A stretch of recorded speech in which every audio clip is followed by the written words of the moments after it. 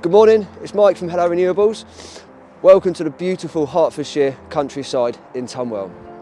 This week's a bit of a different installation. It's on a Grade 2 listed water tower.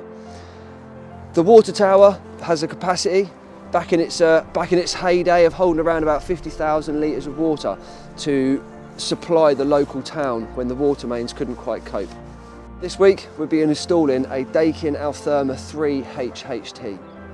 It's not the normal installation because the actual outdoor unit is going to go on the inside, and then the plant room will house the indoor unit and the cylinder. To assist trying to get the Daikin up into position, we used a beautiful, very helpful scissor lift.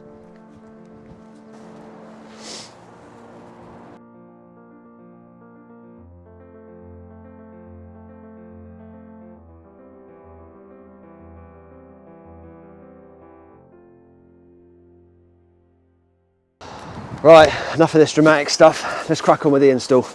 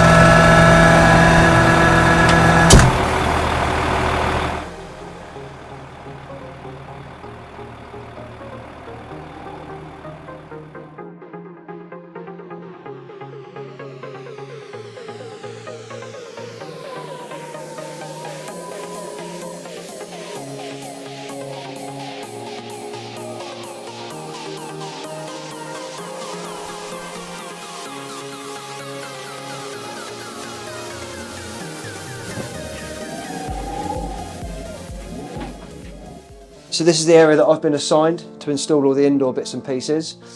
We've got the 300 litre cylinder. I decided I think it would be a bit better to try and put that in the corner so then the pipework can wrap round from there. We've got the indoor unit going up here with the pipework straight through the floor to the outdoor unit below. And then we're going to mount the low loss header in the middle with all the heat and pipework coming down this column here.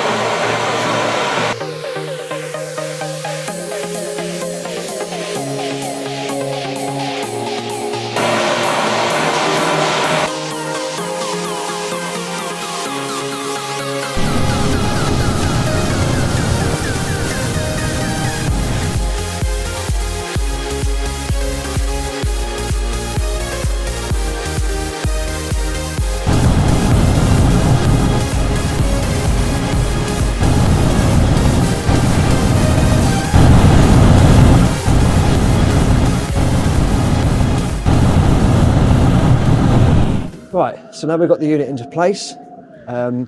We've positioned it so the centre of the fan was going out with the actual opening there.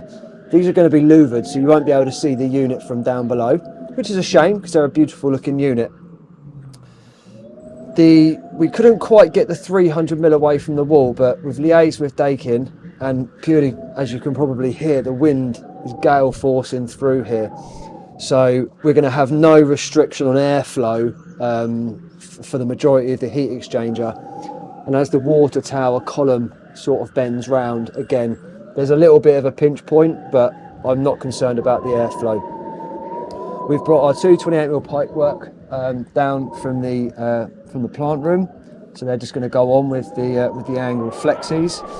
One of the main trickiest parts was just thinking about the drainage. The customer, for obvious reasons, didn't want it going straight off of the front of the building. So I put the drip tray mounts on just to get that drainage up ever so slightly higher, and then we're going to run it round into a grey water drain just down the side there.